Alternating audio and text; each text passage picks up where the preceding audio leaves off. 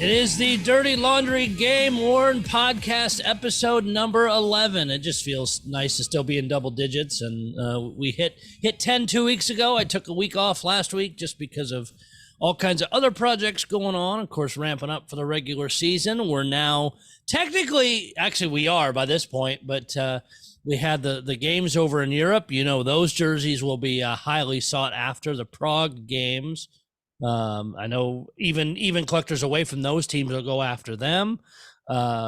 You've got stuff we're going to get into tonight. Wade Hampton joining me. We'll before we wrap up too, we'll talk about your expo coming up in a week from Saturday. I'm already starting to pack all my crap for that one.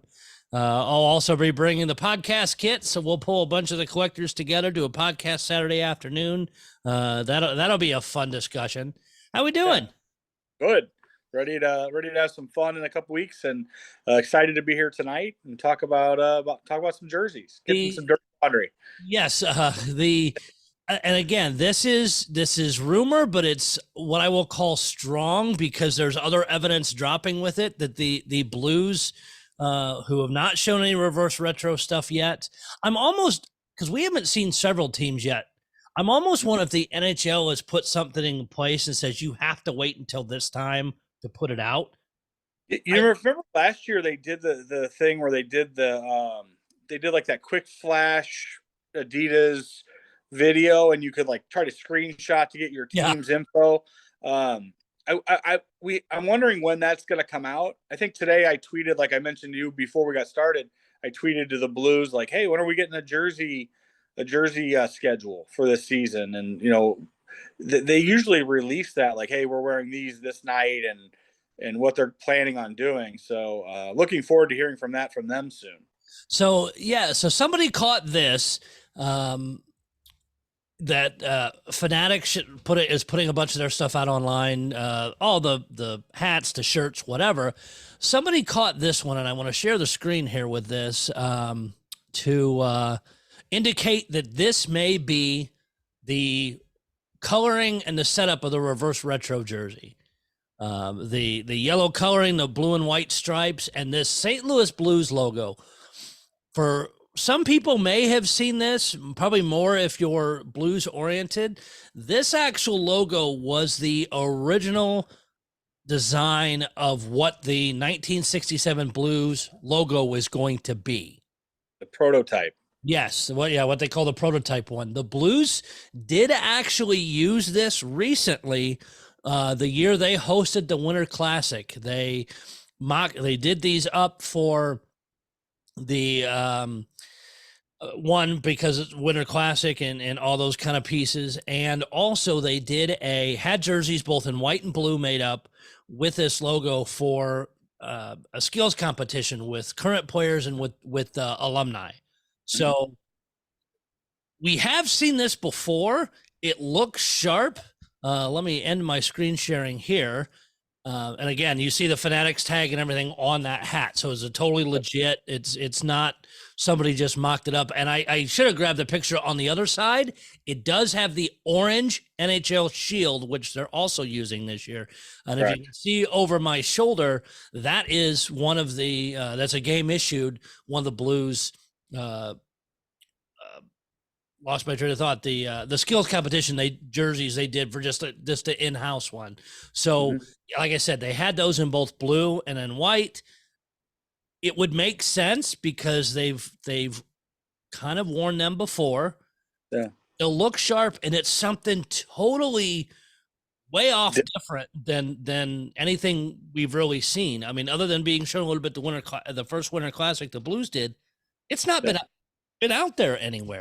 I mean, the Blues have been so like strong, and obviously the blue note has changed shapes a couple times in color, but realistically, that's never really departed from our logo setup. I mean, even when you look at the arch thirds, it still had the blue note on the shoulders, and it was actually incorporated in that crest that they used. Harpening back to the skills competition jersey, whenever they brought that back out, if you have the Blues book, the Blues history book, there's a picture of Sid and the guys in those jerseys originally. And if you remember when they brought those back, it was actually funny. Somebody had found the original ones in frames, and that was a big thing that year. And then the Blues ended up using them in the skills competition because it was like kind of like a found, found from history the kind of lost logo. And thing. here's Absolutely. this is being shared online from a guy that's usually pretty good with it too. I'll share his picture here. This is the prediction, and I don't believe this is going to be far off, especially looking at that hat. Sure. I And guess is the trim. Is the trim going to be the blue on the shoulders? I mean, obviously the trim on the hat is very similar to what he's got as far as the stripes go. Kind of like what we were talking about, though, Jason. The big question will be, how do the Blues tie that thing together? What color pants, what color gloves, helmets, all that stuff will be a big determiner on how it looks on the ice, I think. But you I like. may, yeah, you may be able to get away with the heritage stuff they wear now. The biggest will be that yellow if it clashes too much with their gloves. Because when they did the 90s, the retro and then the reverse retro, they just wore that same set. So Sure. And the cool part about that was, if you remember, they used the style of the gloves went back to what they wore back in the 90s, and everybody thought that were cool because that color combo was kind of iconic and old school, and it really tied in well to bring in the whole package back together. Yeah, so I'm hoping, and they've not even made an official announcement. Supposedly they're supposed to be wearing heritage on Saturday, but I'd love it if just Saturday night they come out in these. They wear something else. They pull up fast, and it'd be great if they wore regulars home for warm-ups and then came out in these, or wore the heritage like people would think, and then change them up. Sure, it'd be neat to see. Lose their mind. It's going to be interesting to see when they spin them in. Obviously the last reverse retro, I think there's a certain segment of people that love them. I'm one of them. I liked the red jersey. I thought it was so different than what we had ever seen before, and it was such a change from the traditional colors and style. But it seemed like the majority of people really hated the red, and they only got worn the 1 year and then vanished from the world. So they were popular. They sold for a lot of money. So I mean, and that's part of what this stuff is. And if you want to follow the guy that put that jersey picture out, it's at GTAC 13 jerseys. They're on Twitter. This is what he did the mock-up. He says, I would expect the St. Louis Blues reverse retro 2.0 to look like this.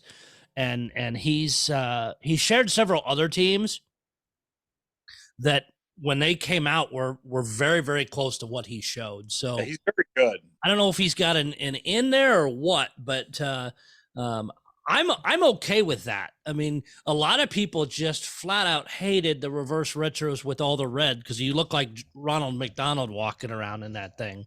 I mean, they were very popular. They sold for a lot of money, but the average fan hated it with a passion. It seemed like the Blues have been so traditional with the way that they use the jerseys. I mean, there's just not a lot of change, and it seems like anytime there is anything that even is a little bit of a departure, it gets a lot of kickback or feedback. I mean, even if you go back to, like we mentioned a minute ago, those arch thirds. If you remember when they came out, people were just so, oh, it's just not the Blues. The colors, they were navy, and I remember everybody had a big problem with that for a while. And then now, looking back at those, I think people love the arch third jerseys, and they're hard to get a hold of. They don't stay in the market very long. They show up and they're gone. There was a period of time where trying to find one became really difficult. Then there was a little bit of a pop of them, and now again, if you try to find one of those, I mean, good luck. They're not available. Going into the jersey ads a little bit. The Florida Panthers now have an ad on theirs, Auto Nation, but it's only for their away jersey, which is a little odd. They're still working on a home yet. Maybe they're going to premiere that later, but they are Florida's the 12th team to have one jersey with this patch, and the only one to have them on a road jersey only. I know some teams have, and we've talked about this before, a home and a road were different.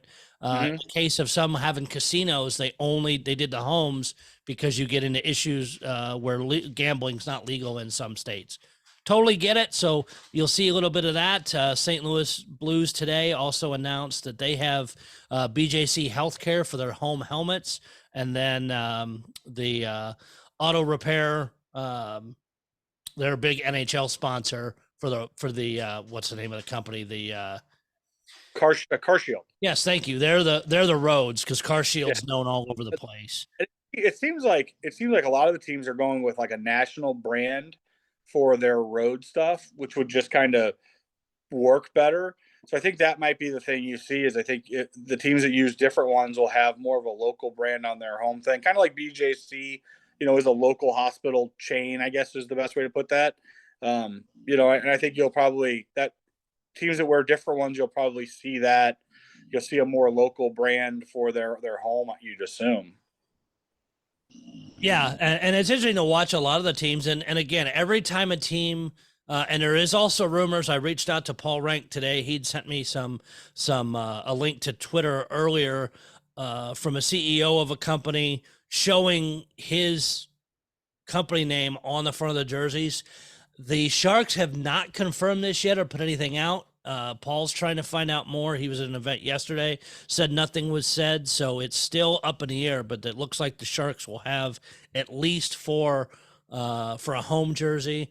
And I think there'll be some more in short order because teams know that all the money's there. But every single time I see a team, new team share that, you go to the comments on it. Oh, these are going to look like European jerseys. They're ugly. I'm done. Blah, blah, blah, blah, blah.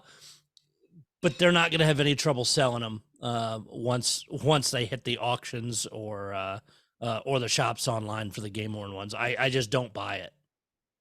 Yeah, I agree. I think I went to a preseason game this year, and a number of the jerseys in the Blues team stores have the Stiefel patch on them already.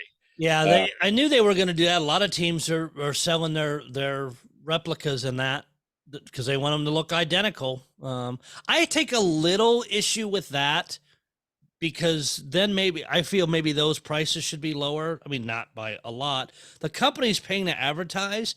If I'm having to buy a replica or authentic, I know some people want it to look just like it, but I take a little bit of issue, I guess, with the store ones, because if you go to the AHL or things like that, the store ones don't have sponsor patches on them. Only the gamers do. So I raised a little bit of question of that, but again, I don't buy replicas, so it's not as huge a deal to me. But it is what it is. Checking out some other just all the rando auction sites that are out there. Happen to look at the NHL auctions page. I always like finding weird, oddball game used, quote unquote, stuff. Mm-hmm. They have both stuff from the Avalanche and the Tampa Bay Lightning out here. One of the things going currently with 13 bids, closes October the 18th, a 2020 Stanley Cup champions autographed Gatorade towel with a one-to-ones hanging from the they keep it on a little rope at the back of the bench. Other places, autographed by a bunch of signatures, currently at $155. Also, and I know these were popular. I know they sold some when the Blues won. A lot of teams put these out here. They say event used in their description, so they're trying to make sure their bases are covered legally. Event used green champagne bottle from the locker room celebration with multiple signatures. Currently at $251 for the Tampa Bay Lightning. We'll go over and take a look, see who's more popular, them or the Avalanche. With the champagne bottle for the Avalanche, also ends October the 18th. 4 bids on it, currently at $1,499. Really? 20 signatures on it. Beautiful bottle, beautiful signatures, but yeah, dollar shy of $1,500. Those things are very popular. I know baseball collectors go absolutely crazy for them. Obviously, my background in the autograph world, you see a ton of those signed in St. Louis. For a long time, did those Budweiser bottles, and you see people getting those signed by a lot of the Cardinals. I mean, again, I think it's one of those things where if you're a big collector and you're wanting something to tie into that moment, I mean, beyond the jersey and the stick and the pants and the gloves, how much closer can you get than the bottle that they poured champagne house. Yeah, and there's a second So, one on the Colorado, the Avalanche one. It's also at $14.99. And you mentioned Bud. This is a looks like a champagne bottle, but was filled with Bud Light. It's a beautiful looking bottle. Says Champions, has the NHL logo on it. Also 20 signatures and $1,499. So it's interesting to see some of the oddball related game there's used stuff or event used. We'll say it that way. There's collectors for everything. I mean, that's part of the beauty of this hobby is, you got your jersey guys, you got stick guys, you got everything guys. I mean, but to me, that's the neat part of what we do is the individuality of your collection. When you think about it, sometimes people will say, "Oh, what should I collect?" Well, collect what you like. What do you enjoy? What's going to make you smile when you walk in your man cave? Sure, and the fun part. And some of the things are like event stuff, and again, just looking through there, see what else is out there. They have several Hockey Hall of Fame plaques, including a Marty Brodeur signed by him right now, and it's one of the plaques that is basically the same design that's in the Hall of Fame. Sometimes they release stuff from the Hall of Fame when they redo it and sell it online. And some of those weird stuff show up. I actually have I don't remember what game it was flown at, but it's an NHL Network flag on one side says NHL Network. The other side says Stanley Cup Finals, and it's dated. So I think it was in the background when they did an event. May have been on camera, whatever, but some of those kind of things are neat too. But I always like looking to see what just kind of crazy game worn, game used stuff that shows up out there. That's fun. That's fun. One other thing I want to touch on, and it was teased a little bit the other day with Steven Stamkos's little kid. It's not game use piece, but I think it's hilarious. I'm gonna take bets as long as these aren't stupid expensive. People are gonna buy them and have teams sign, at least get them autographed. It is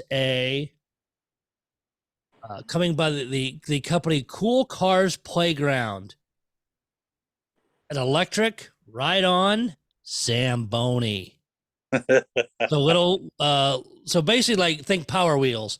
Yeah. 22-pound rechargeable battery-operated vehicle is going to be through the NHL online store and the official site for Zamboni. Unfortunately, for all of us, designed for ages 3 to 8, even though our mentality could be down that low, we're not going to be able to do it. Has the exact same Zamboni horn sound. Wow. Has a snow collection tank for storage, working LED headlights, even a media center with a speaker. So basically a Bluetooth, so you can play Bluetooth music as you drive around your yard with the Zamboni. Will also come with the NHL shield and all 32 team logos. Well, there you have it. And Carter Stamkos, there's actually video. It's on YouTube. You can see of him driving it on Tampa's ice. So they've been working on it for a little bit. Price wise, $349. Yeah, things are, it's less expensive than a champagne bottle. Yeah, and your kids can ride on this, but I could see people without kids buying it, and again, like I said, taking it to autograph events and having people sign it, which is kind of cool. But for sure, that's neat. I mean, like, again, there's something for everybody. Yes. Trying to think of any other game used news. The only other kind of side note piece, I watched some of the videos today of the games with you talk about ads, the whole new digital ad campaign that the NHL is doing, where if it's the away team's feed, they're putting their own Dashers ads in to basically, they're saying, okay, you're giving ad space or showing ads to companies that didn't pay it for the road team. So the road team's getting their feed. They can overlay and sell digital ads that look like they're on the boards. You've seen the ones even, I think, on the Blues feed where you see them at the end glass. Just Correct. like Yeah. that. Well, they're doing them on the entire boards, but go if you haven't, anybody go on YouTube and watch some of the fails. I Uh, saw, the the so system is not working great. I Uh, saw it a little bit the other night while I was watching the Kings game, and I saw that. I was actually interested in the Kings game. It looks like they mixed up. They've went with that silver helmet full time, I hmm? think. Actually, it's pretty neat. Looks like they went with a white glove. I also noticed that that Las Vegas is doing the same thing. I think they have a white base colored glove again. It looks like that's getting some popularity in the league right now. Yeah, So, those I know those silver, those metallic helmets were people said they were ugly, but they are popular and they sell. The Kings one sold for a lot of money. yeah, Uh, I like that they went back to the Chevy style jersey. I mean, that whole setup is such a pretty good looking setup. I mean, if you're a collector or a fan of that team, I mean, that's some good looking stuff there. oh yeah, and go back to the ads for just a minute. It's funny because if you go watch a couple of videos, guys go into the corner and the ad basically makes them disappear. So there's some complaints of that. Yeah. If you get a chance, there's some great video of it, and I'm showing them, and I think people put it to music. Might So help with some offside calls. yeah, can't even see them; they just disappeared. So there's some complaints about that, and I think until they get all that technology sorted out, that could be a little bit rough. But like, if you're watching the local teams' feeds, I don't know that they're doing the local. I think it might just be national. I'll have to watch some of the games at sea. I've only caught a couple of the preseason Blues games. I haven't had a chance to watch any of the regular season stuff as of yet. Some fans are probably upset because we've seen some injuries already. Guys going to be out a little bit while. Yeah. So that may limit somewhere. Um, and any teams to if you want to go after the most wears, if especially if you're a new collector not realizing this, and you want a jersey that will show wear and see the most game usage, buy an away jersey. With just like using the St. Louis Blues as an example, is they have, especially if they're going to have their heritage set, their reverse retro, and all that gets worn at home with the home jersey. The away jersey is the away jersey. It's Yeah.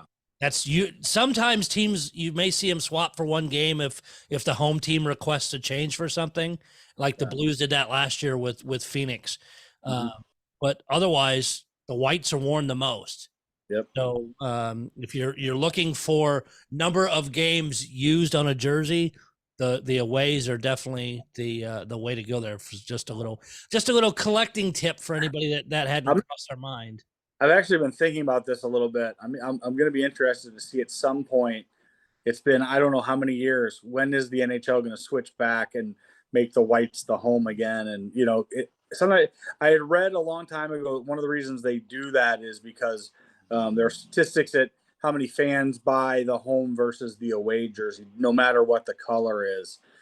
You got to wonder at some point if they switch that up again. I'd be interested to see that. Yeah, because then you've got all the different colors coming in the building. Sure, absolutely. With those dark jerseys. Yeah, I agree. I really wish they would go back to that. Somebody said that I believe what it is like they say that whatever the home jersey is sells like I'm going to misquote the amount, but it sells considerably more than the road jersey atypically. So I think that teams switch those up or try to make that a marketability thing. So it'd be interesting to see if the NHL ever decides to change that back up to change the numbers up. So we can hope. Before we get out of here tonight, let's remind everybody about your expo coming up a week from Saturday. Yeah, October 22nd and 23rd. It's at the DoubleTree Hotel in Collinsville, about 15 minutes from downtown St. Louis. You can actually probably see the arch from right there in Collinsville. It's a really nice event. We're going to have over 20 booths set up, a lot of really nice collections and vendors and people wanting to buy, sell, and trade. My suggestion is to come. If you have a couple jerseys that are in your closet that you maybe you're interested in swapping for something else or you're looking for something else, there'll be people interested in doing that. There'll be a lot of stuff for sale as well. And beyond that, you'll be able to see some really neat stuff. As most people know, I'm not really a big reseller, but I usually set up a display each day just to do some kind of theme. Last year I did a day with Brett Hall jerseys, and then the next day I did some vintage stuff. This year I've been thinking about doing maybe a display with some patch jerseys or some different, the retros and the reverse retros and all that stuff, just to let people see stuff that maybe they don't get to see or touch every day. The best part about the show is the camaraderie. It's really fun to see everybody talking and interacting, and we have a really nice time, and free admission this year, so that's actually going to be pretty thank cool. you for the sponsor that Buddy mine has an eBay store, Sassy's, and he actually paid for free admission for everyone, so I'm giving him a little shout out. But it was kind of neat. We decided and had discussed it and thought that was a great way to invite more people in and kind of take away the idea of, and heck, in this day and age, most people don't have $1 or $2 or $3. Everybody does everything, and it just seemed like it was a smart play. And I'm just excited. I want as many people to come in as possible, and I don't want people to feel like there's any holdback to that. So if you have time and can find your way to Collinsville on the 22nd, 23rd, we'd love to see you and have a great time. And if you don't even own a jersey, come anyway. It doesn't matter. Just come check stuff out. You don't have to buy anything. And it's not even all about jerseys. That's the funny part about it. It's sticks and helmets and, collectibles of all kinds. I would say you're hard pressed if you walk in a room like that you're not going to find something that's either new or interesting to you. Whether or not you've ever had a game used catcher or blocker or, any of that kind of stuff.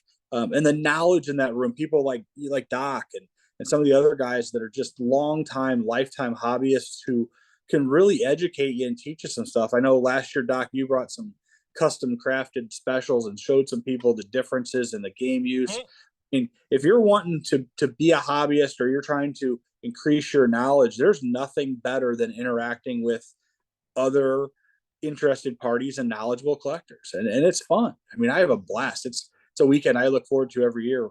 So I'll be, like I said earlier in the show, I'll be bringing my podcast kit. So Saturday afternoon, we're going to just hook up a bunch of microphones, pull people in, let them jump in and out as the people are coming in the door, and sure. just do a basic good rando conversation about everything game worn. If you are want to be nice to plug some other ones. If you're in Valencia, California area this weekend, October the 15th is the SoCal Game Worn Expo. If you go out to Facebook, just look up SoCal Game Worn Hockey Jersey Expo. All the information's out there. So it's going to be at the Santa Clarita Residence Inn by Marriott. So reach out to them if you want to even come out, table, whatever. I know there's more expos coming up. It's great. And hockey season's here, so I think all of us are happy. Yes. We're going to have a blast this year, and I look forward to some more podcasts and joining in and enjoying our fun. Hey, we'll do one in the middle of the week next week, and then do the special bonus episode on Saturday. Make sure that's posted before the end of that weekend. Wade, thanks for joining me tonight. We will see you back next week with another exciting episode of whatever we cover with the Dirty Laundry Game Worn Hockey Podcast. I promise you, the logo is almost done. We keep tweaking little things. It's almost there. So, what's that? I want my T-shirt. Hey, we will get it soon. We'll talk to you later, buddy. Bye-bye. That went well. Oh, that was fun. It was a quick one. We didn't get bogged down by anything. Yeah. I mean, I think, are we off the air? Yeah. Okay, good. Yeah, I always think that you didn't do your closing music this time. I should have, as I asked. I think that 2 or 3 people